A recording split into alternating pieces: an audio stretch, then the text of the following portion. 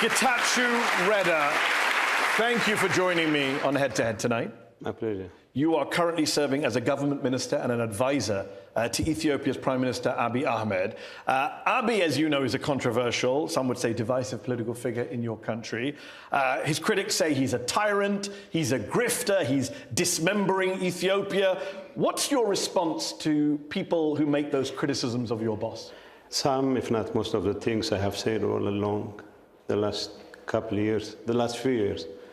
So after having signed the Pretoria Agreement and submitting ourselves to the Constitution, because we have to put an end to the war, and after having served as interim president of Tigray for 2 years, we have come to a point where we have to work closely with the Prime Minister, whatever our political differences, whatever our characterizations. You recognize that you're the person who called him a tyrant, a grifter, dismembering Ethiopia? And more, yeah. And more. You did go more. Yeah. You actually accused him of committing the crime of crimes, genocide, against your people, against the Tigrayans during the recent civil war. According to you, Abiy's forces even tried to assassinate you via drone strike, and they abducted and detained your sister. How does your sister feel about you working with the people who abducted her? Must make for an awkward family dinner. My sister would feel the pain of having to go through the kinds of problems you had to face. But I think it would be fair to say that my sister is going to feel relieved that the kinds of sufferings she had to go through, people would not have to go through anymore. You fell out with your old party, the Tigrayan People's Liberation Front, the TPLF. They ousted you. And then you went and joined Abiy Ahmed. You didn't have to join the other side. You could have just said, you know what, I'm done with all of you.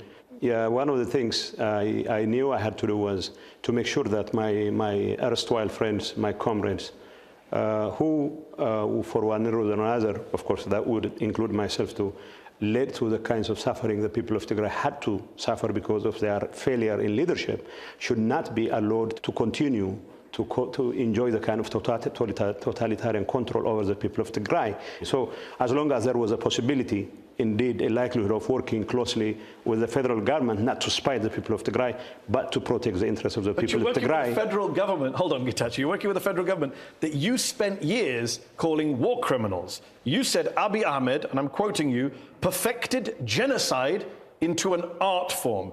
Do you stand by those genocide accusations, or have you walked them back now that you work with? Whatever the superlatives there, I know all kinds of crimes were committed in Tigray. Did Abiy Ahmed carry out a genocide? I will tell you this, as a lawyer, yeah. I cannot say who did this and that, but the crime was committed in Tigray. You're a lawyer? Yeah. Were you not a lawyer in 2021 when you said Abiy Ahmed has carried out a genocidal campaign? Yeah, I was a lawyer. Were you not a lawyer when you said Abiy committed genocide on the people of Tigray? I was a lawyer, and I was in the heat of a conflict that was claiming the lives of hundreds of thousands of people. So was it a genocide or not? I believe genocide has been committed in Tigray. By Abiy Ahmed? Well, I have to be responsible for my words now. So you weren't responsible and before? I am ready to stand by my position that genocide has been committed. I'm confused. Just to clarify for the audience watching, you still believe it was a genocide, yes. But you're not willing to say he did the genocide? Yes. It was a genocide that just happened by itself? No, there were so many actors involved. Okay. So what I'm saying is... Was he one of them? Well, the war on Tigray was led by Prime Minister Abiy Ahmed himself. So he led the genocide? I mean, we don't have to be that specific. We do. He led the war. That's why we invited you here, to find out your views. He led the war. He led the war. So I will give him the opportunity to defend himself in public, in court. Okay. What I'm saying is all kinds of crimes. You mentioned... Crimes, ethnic cleansing, genocide were committed. So you're right, there were well-documented war crimes committed by the federal government, by Eritrean troops, yes. By Amhara militias. But human rights organizations in the United Nations also documented massacres of hundreds of people, including civilians, by Tigrayan forces, by your side. At the time, you labeled those claims, quote, a figment of someone's imagination. You called it a staged drama. Can you now admit that you were lying at the time to cover up war crimes by your forces? I was making a statement defending our decisions that there was no systematic attack against civilians by the Tigrayan forces, but to the extent that there were incidents we were ready to hold ourselves accountable to any international tribunal. So when I say... You said at the time, these are just a figment of someone's imagination. There was no such thing as our forces going in every house and targeting civilians. They fought and our forces fought back. That sounds like a denial of war crimes. But you know, in the benefit of hindsight, I can see cases here and there where civilians were targeted. Here and there? Yes. One man said he counted 55 corpses as he escaped from his town in northern Ethiopia. He stepped over bodies scattered in the streets. Another asserted he was rounded up with 20 men who were shot in front of him. Yet others claimed Tigrayan forces went door to door, killing men and teenage boys. That happened on your watch. Well, to say that it happened under my watch, under circumstances, would be a bit of a stretch. But when I say that no such decision was made against civilians, I still stand by it because there was no decision to target civilians. But as long as there were off-grid officers here and there who have targeted civilians, I'd be more than glad to assume my fair share of responsibility. To be fair, you recently exposed an internal TPLF investigation that accuses 231 of your former leaders and affiliates of crimes, including human trafficking, abductions, gold and weapons smuggling. But you waited to reveal it. Honestly... How do we know you weren't involved in these crimes? Honestly, I wasn't involved in the crimes because... well, you exposed them. Because I wasn't. But I knew... That's not really a good defense. I wasn't involved in the crimes because I wasn't. After having spent months as president of the interim administration, it came to my knowledge that these kinds of activities were quite... But you didn't reveal it. You waited until this year. Because I didn't reveal it because we believed in the TPLF that maintaining a modicum of unity was far more important than addressing our own internal problems. And that... I mean, human trafficking is not an internal problem. It's a major crime. When I first decided to bring those not just accusations, but also evidence to light, well, my responsibility was to make sure the people who were in the business of adjudicating these cases were informed. And it's not like I can go door to door and prosecute myself. But you exposed 231 people. But I did the exposing way ahead of my being ousted as interim president. But you admitted earlier this year that you lied up until now. I tolerated this. No, I tolerated. You lied. You said you lied. No, I didn't lie. I tolerated. You said earlier this year, it is enough that I lied up to now and I tolerated up to now. Those are your words. Well, are you lying about having lied? Whoever translated those things to you must have overstated their case. What would you say to someone in this audience who says, you exposed 231 people in your party for committing crimes. Conveniently, none of the 231 were you. Unfortunately, for whoever is making those claims, I wasn't one of them. It's as simple as that. Okay.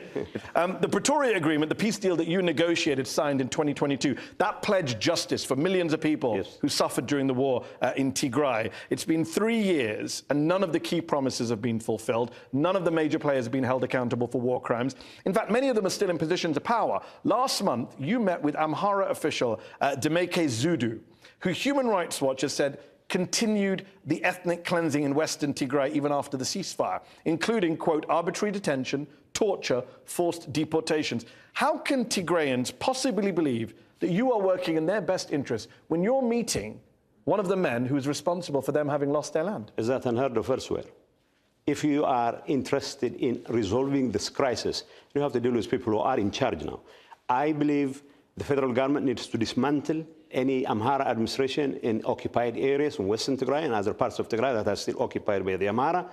And if I have to make sure that the people have their opportunity to come back home, you have to work with the federal government and work with people. This is the problem, ጌታቸው. You seem to change your tune. You have to change your tune. No, I have to swallow my pride. Not just swallow your pride, you're changing your very view of the world. This is what you said a year ago. No, I'm not This is what you said. Anyone. This is what you said a year ago. It would be very foolhardy for us to expect internally displaced persons to enter when the very people who caused their displacement in the first place are still roaming the very streets we saw in the carnage. You're sitting down with those people. This is one of the arguments we have with the federal government when I was head of the interim administration is for that Amhara administration to be dismantled and for security to be taken care of by the federal government along with traditional militia and police institutions that had been there before the war. And I haven't changed my position. Okay. Demeke Zudu should not be in the business of administering that area, but if I have to create the ground for the return of IDPs with the federal government and have to continue to work with people like him. Many Tigrayans, you know this, see you as a traitor. Thousands of people in Tigray went to the battlefield and they died. They were killed in war based on your call to arms. You urged young Tigrayans to, quote, rise and deploy to battle in tens of thousands. What do you say to the people of Tigray today who were victims of the war and who now think you betrayed them by joining the architect of their suffering, Abiy Ahmed? There are two things here. That Tigrayans had to come out en masse to defend themselves was the right thing to do. That I had to call on them to rise up to defend themselves was the right thing to do. But that as member of the leadership, we have failed them miserably. That I will carry to my grave is I am part of the blame. And the reason why I am trying to do what I am doing right now is to make sure that not only I atone for the kinds of mistakes we have done, but also I have to do everything in my power to make sure that that sort of miscalculation will never happen again. And the thousands of youngsters who paid their lives, that could have been avoided if we were insightful enough as the leaders. Okay. Doesn't happen again. All right, let's go to our panel of experts here. I'm joined by Sedale Lema, editor of the Addis Standard newspaper. Were you surprised, Sedale, to see ጌታቸው join Abiy Ahmed's administration? What does that mean for the victims of the war? He says he feels like he's atoning for things. I think it's one of the greatest tragedies, ጌታቸው. This is not just a moral collapse. This risks erasing morality altogether. You agree that a genocide took place. And it's not just a figment of imagination. You mentioned about, I would call it pragmatism or working from within to solve this problem. And I think your supporters also say the same thing. What have you done so far? Have the people of Tigray been compensated, redress, justice? Have the federal government tried to incorporate, after you even came to it, incorporate Tigray into the federation? The answer is no. Okay. Is there any justice to the victims? The answer is no. Bisrat Lamessa is an independent researcher, runs the think tank Nexus Forum for Research and Dialogue. Do you agree with Sedale's point that he may have joined the government, he may be trying to do good, but where are the results? What did you make when you heard the big news that he had come and joined Abiy Ahmed? I don't agree with Sedale, unfortunately. Well, one thing, it hasn't been designated as a genocide. This is a very sensitive concept that we shouldn't casually throw around.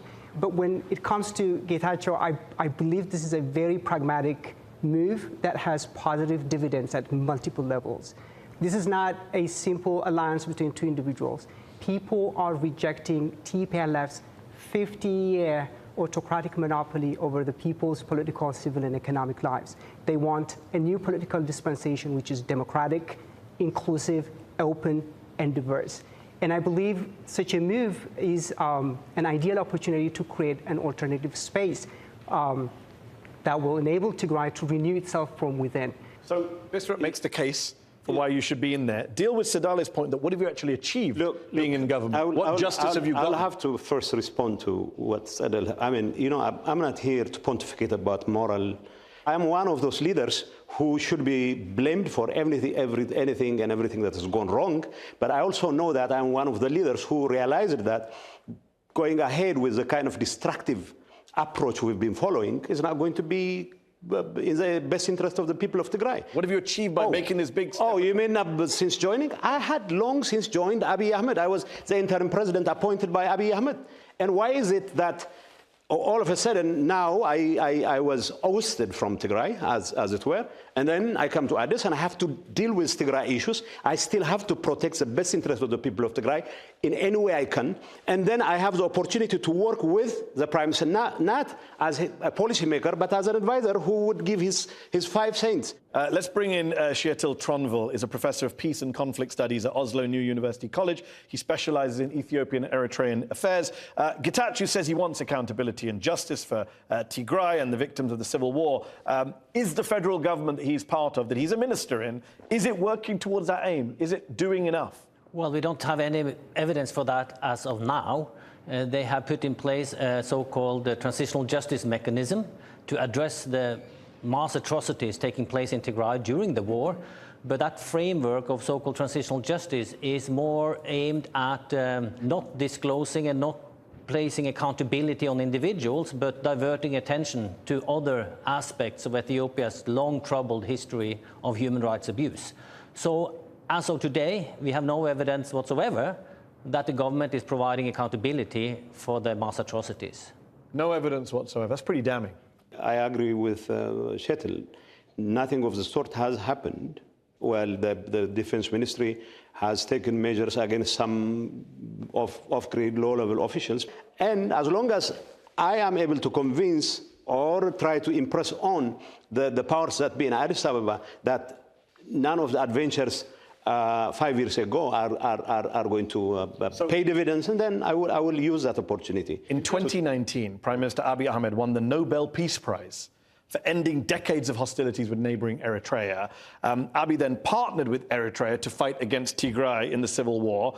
Today, however, there are rumblings of a possible new conflict between these two countries. There are reports of Ethiopian tanks and artilleries moving towards the border. Both governments are accusing each other of trying to provoke a conflict.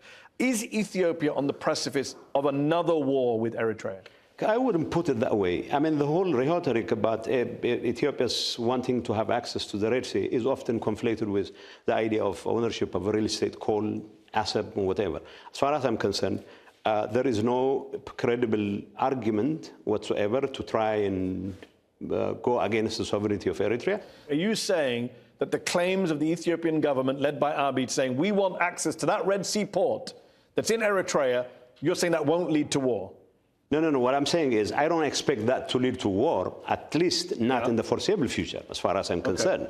Prime Minister Abiy, on the one hand, has said he wants peace. He says he wants to avoid conflict. On the other, he's vowed to, quote, correct this historic error of the seaport and said, quote, I am 1,000,000% sure Ethiopia will not remain landlocked. The Ethiopian military said recently that it will not hesitate to make any sacrifice to secure access to the sea. How are those not threats? So I have reason to believe that President Isaias and Prime Minister Abiy will find it in their hearts to find a way to resolve, to defuse the crisis. Believe me.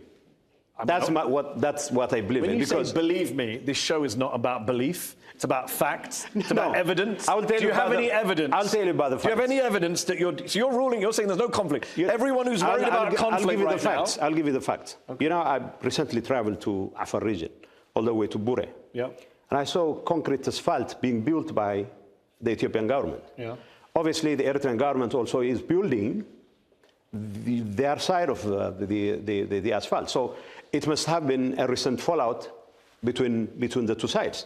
So if they have made that investment sincerely, and then I cannot rule out the two parties coming together. People worry about the rhetoric. Many would say this is not about a port. This is about expansionism by the Ethiopian government. Some have said that Abiy is, quote, obsessed with Ethiopia's imperial past, that he wants to march into Eritrea's capital and declare the Red Sea as his border. He wants to be celebrated as the leader who restored Ethiopia's greatness. What do you say to people who say that? Well, I said as much in the past myself. Now the question is... Those are all your quotes. You said he was obsessed with Ethiopia's imperial past. You said he wants to restore Ethiopia's greatness. Is that not what you believe anymore? Well, no. I mean, I don't have any problem with Abiy wanting to restore Ethiopia's greatness, whatever that greatness is. My issue is that sort of claim is not likely to lead to the kind of conflict people fear is going to happen anytime soon. At the time, when you said it in 2021, you said it would lead to conflict. I said it in No, I didn't even say it will lead to conflict. I said he will take over Asmara. I understand that's what you're saying. My question is, does that mean you no longer think he's an imperialist warmonger? No. I think at this point in time he cares more about his image, that he's trying to make differences in domestic politics and all that. So I don't think he will risk the kind of expansionist approach that many people impute to him. But many people being you. Yeah. Well, in fact, I went beyond that he would take over Asmara. Okay. He hasn't taken over Asmara. So are you saying you were wrong about it? No, he hasn't taken over Asmara. If war does break out with Eritrea, should Abiy give his Nobel Peace Prize back? Well, he could. Okay. I'm not sure. Okay. Let's go back to our panel. Sadale Lema, what do you make of the tensions between Eritrea and Ethiopia? ጌታቸው says, believe me, he's got some insider information. They're not going to go to war. Do you buy that? Are you worried? I am worried, and I think a lot of people are worried. I think the fundamental problem of the tension today is the alliances that President Isaias Afwerki and Abiy Ahmed created a war pact. And when the Pretoria Agreement was signed, it collapsed. Now the two are looking at each other. But the problem is that I think the Prime Minister made it for the first time a few weeks ago when he said that what they want is a navy base. And it's not just the port access. And this ups the ante. I want to bring in Sheetal Tronville. You study conflicts. You know both these countries very well. Do you think war is inevitable? Do you think it's avoidable? Do you buy the, should we call it complacency or positivity from ጌታቸው here?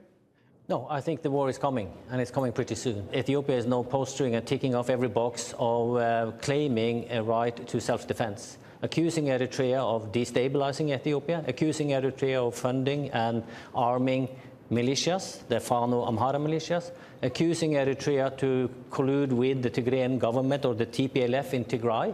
The Minister of Foreign Affairs in Ethiopia submitted a letter to the Secretary General of UN, ticking off all of these issues, saying that we will be patient, we want peace, but we are not patient for too long. Sheetal says war is coming, and he's laying out that the Ethiopian government seems to be making the case for it. While I agree with his analysis, what I'm saying is war is not necessarily inevitable. The reason why I don't believe war is inevitable is because the region has more than ample experience of turning things around and making the best of bodies out of erstwhile enemies. Excuse me, Mr. ጌታቸው, the region has also ample experience with war after war after war after war, relapsing to war more than creating sustainable peace. Let me bring in Bisrat Lamesa. Let me ask you, Bisrat, when Prime Minister Abiy Ahmed says, we will correct the historic error, the mistake made 30 years ago will be corrected tomorrow, it is an existential issue. That sounds like a guy getting ready to do war.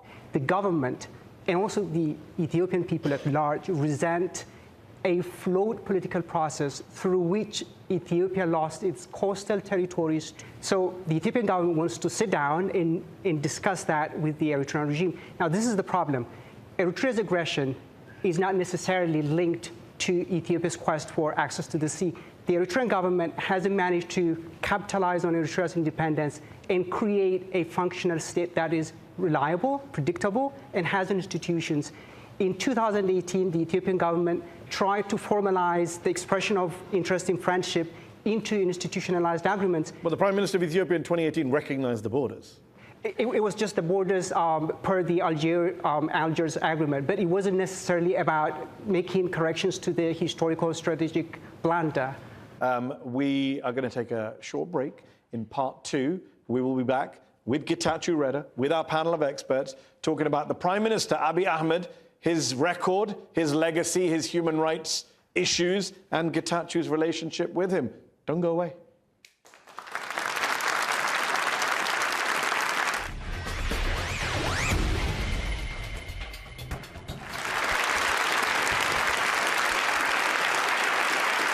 Welcome back to Head on Al Jazeera. My guest tonight is government minister and an advisor to Ethiopian Prime Minister Abiy Ahmed, ጌታቸው Reda. ጌታቸው, in part 1, we talked about the prospects for war. We talked about your own record in terms of moving over from the TPLF to the current government. Let's talk about the current government. Let's talk about Prime Minister Abiy Ahmed, a man who at first was heralded as a reformer.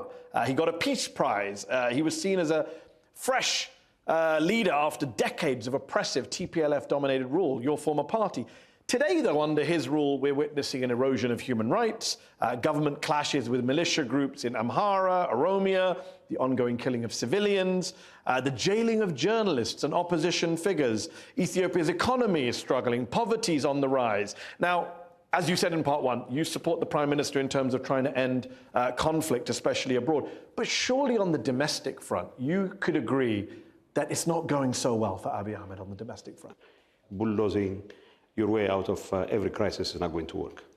So to the extent that I have a role to play, it's as much about addressing the Tigray crisis as trying to give my piece of advice to the Prime Minister. That what about all the opposition politicians and journalists who are being locked up? You used to be against that back in the day. Well, I'm still against any such move against opposition leaders. Well, you were an advisor to the Prime Minister. Have you asked him to release some of these journalists and politicians? Well, you give me a list and I definitely will do that, believe me. I'll read to you from the Committee to Protect Journalists from August. Okay. Ethiopian journalists were abducted by masked men. 2 others were detained. We are alarmed by the abduction of Ethiopian newspaper editor Jonas Amari, the arbitrary detention of journalist Qadr Mohammed Ismail, the incommunicado detention of radio host Abdul Samed Mohammed. I can keep going. Should they be released? They should be released, yeah.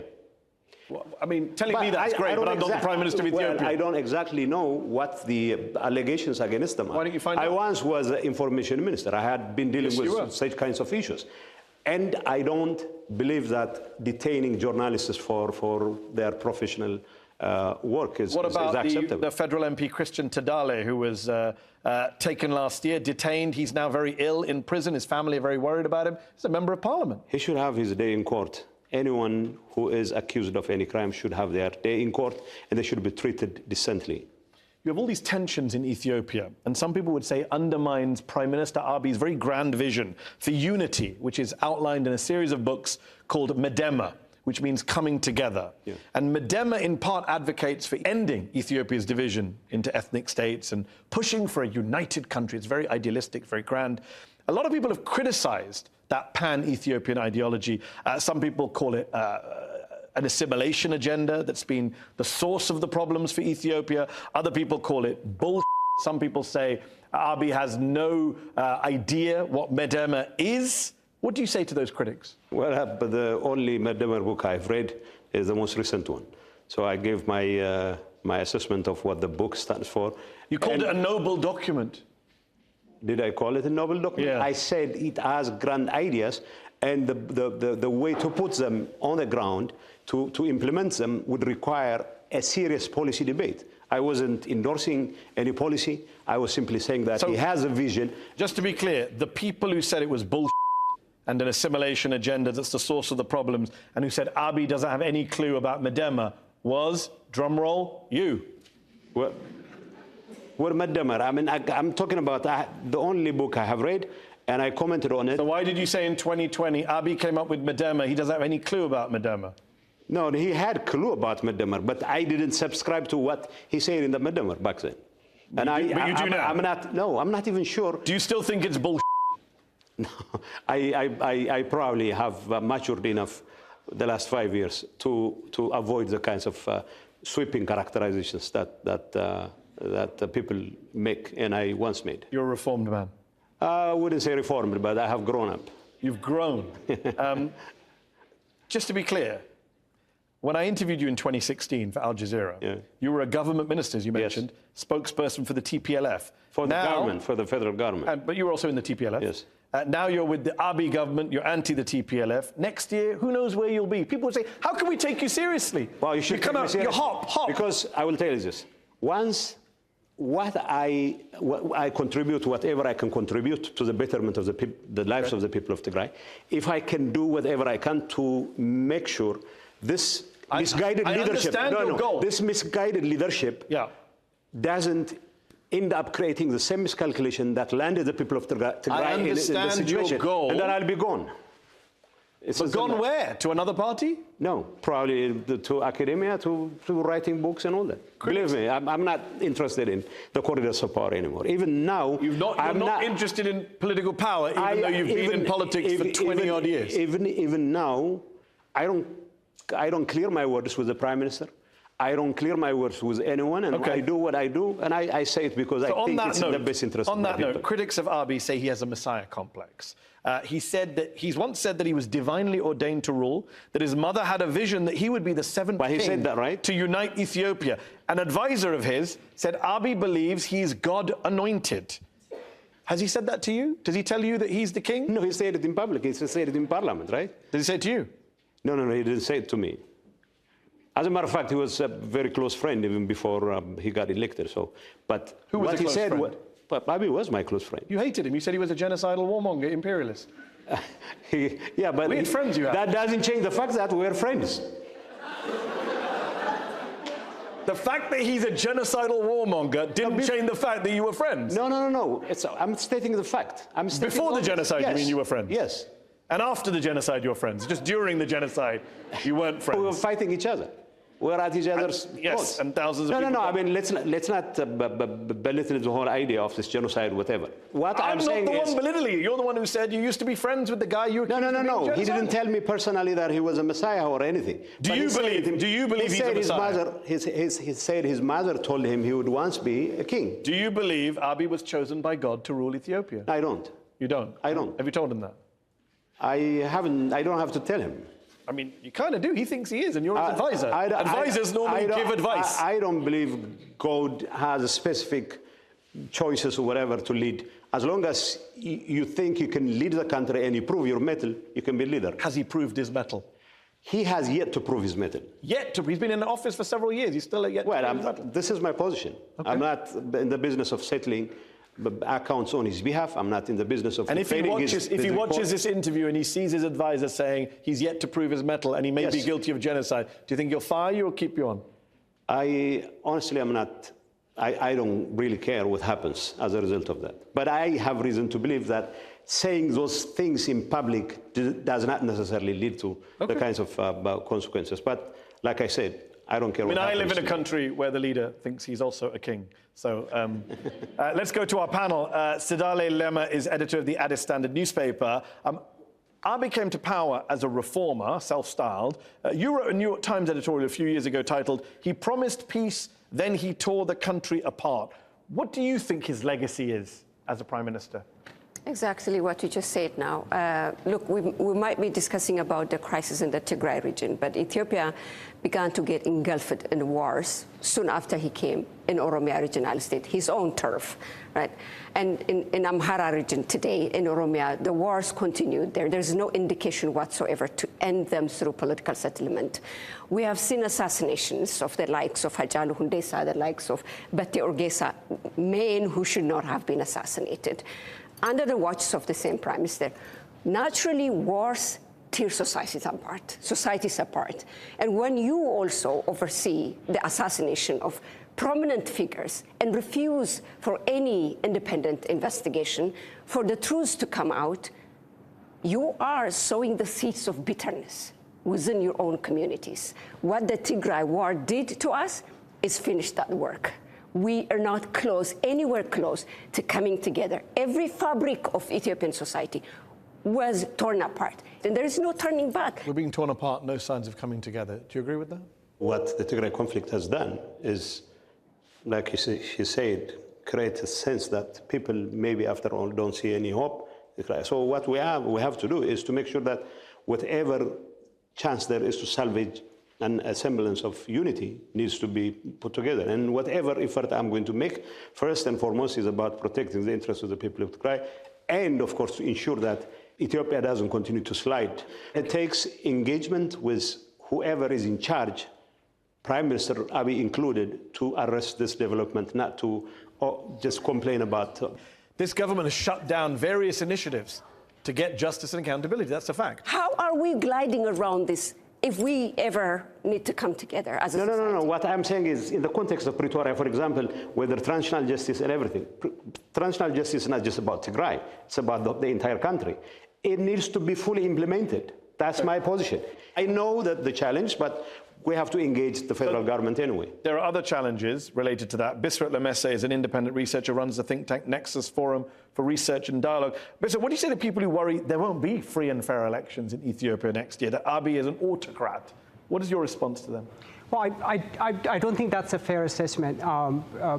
Trying to put everything on Abiy as the architect of the vision in Ethiopia is either it's a cynical attitude or it's failing to understand Ethiopia's complex history, tensions around ethnicity, religion, ideology, and throughout its history, it's been accumulating problems after problems after problems. In 2018, the prime minister ascended to power because everybody, including TPLF leaders, recognized that the country was inching towards implosion, and change was necessary. But let me tell you one thing. People usually talk about the euphoria that happened in 2018, but that hid two divergent political forces. One that blamed TPLF for its monopolistic approach and sought more ethnic autonomy. They expected that from the prime minister. The other one said ethnic federalism is the root of all our problems, and he's supposed to shred the constitution, dismantle the structure, and bring in something new. Now, this is the Ethiopia that the prime minister inherited, but that is where the transitional justice framework comes in. Let's confront our past, reconcile, move on. That is where the national dialogue initiative comes. Let's come together and do a bottom-up approach. Let me bring in Kjetil Tronvoll, is Professor of Peace and Conflict Studies at Oslo New University College. Kjetil, there's this phrase that's now doing the rounds, mega, make Ethiopia great again. Abiy's been associated with this phrase. Some people think mega is just a way for Abiy to, push his own agenda, big up himself, self-aggrandizement. What do you make of what he's trying to do with Ethiopia? Is he trying to restore some form of greatness, bigger boundaries, bigger borders? What is his goal in your view? I think all of the above is his goal. Will he succeed? Probably not, because he's repeating the mistakes as done by earlier emperors and governments in Ethiopia. Every time a government is trying to centralize power in Ethiopia, it creates counterforces from the regional states or from the ethnic groups, call it whatever you want. And in addition to the centralization process, Abiy is also trying to impose all-embracing Ethiopian identity, using a language and a rhetoric harking back to an imperial time, which is very provocative for the gentleman sitting next to you, and that ideology from the Tigray People's Liberation Front, from the Oromo Liberation Front, and from others.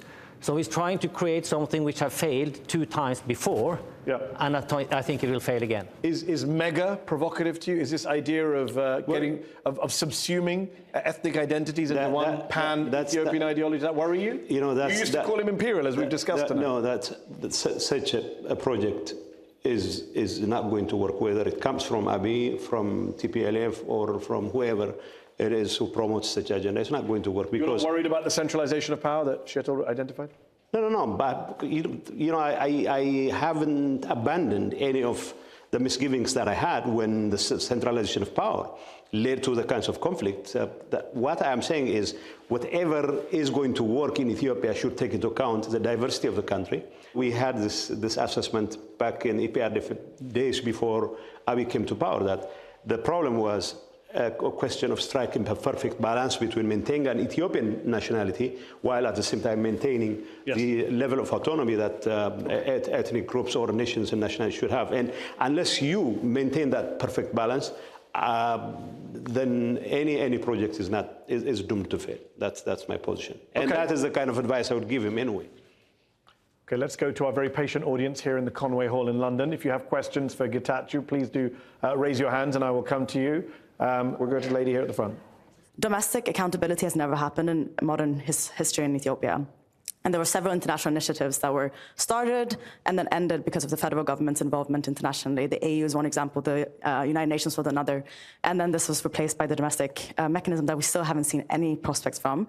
And so I'm asking, as someone who was working at Amnesty International during the conflict, looking and working with the victims of that conflict was one of the most heartbreaking experiences of my life. You were there in person. What do you say to those people now in terms of the future of their justice accountability prospects?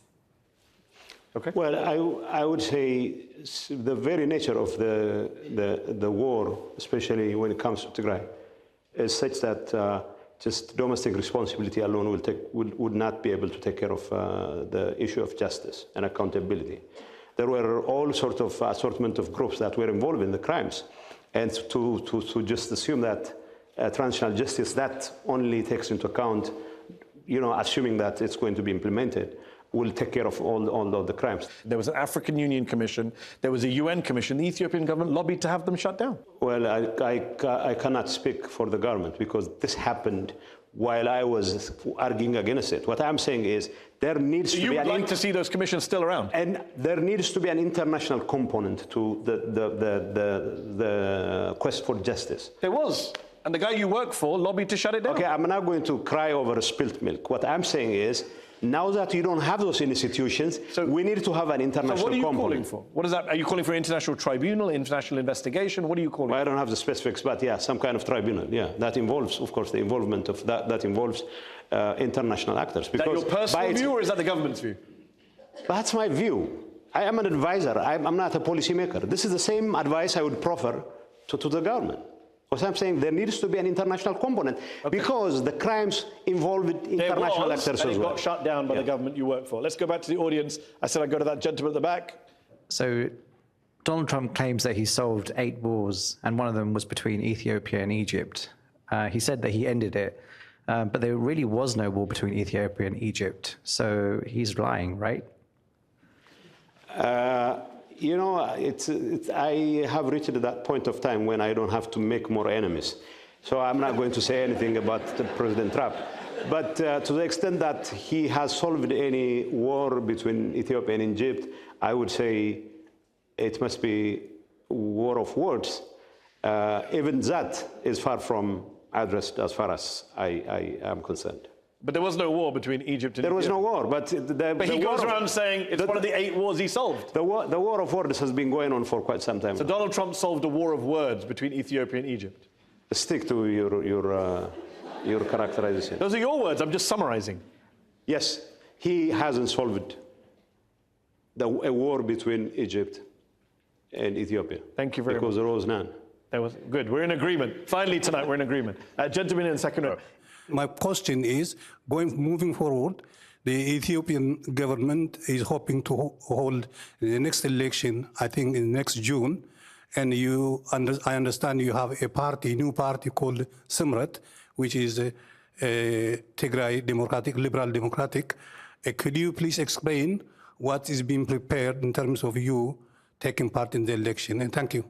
This party was established simply to make sure that the movement for change in Tigray doesn't fizzle out because of the reckless leadership of the TPLF or whatever is left of it. So we are trying to fill the gap, but we also know that we cannot repeat what the TPLF leadership, myself included, had been doing, which is, of course, totalitarian control of the Tigrayan public. Lady in the glasses. Yes, do you want to stand up? Thanks very much. On your watch as regional president, your new allies were responsible for more deportations, for more killings, for more massacres. You know that your new allies in Western Tigray, who are still administering that area, have been accused of ethnic cleansing on a massive scale. You know that they are still responsible for brutalizing that population, including, keeping women in sexual slavery. So I want to know what it is that you, with this miraculous power that you're now going to wield, are going to do to keep those people safe, especially in the absence of any prospect of justice or accountability. Well, thank you.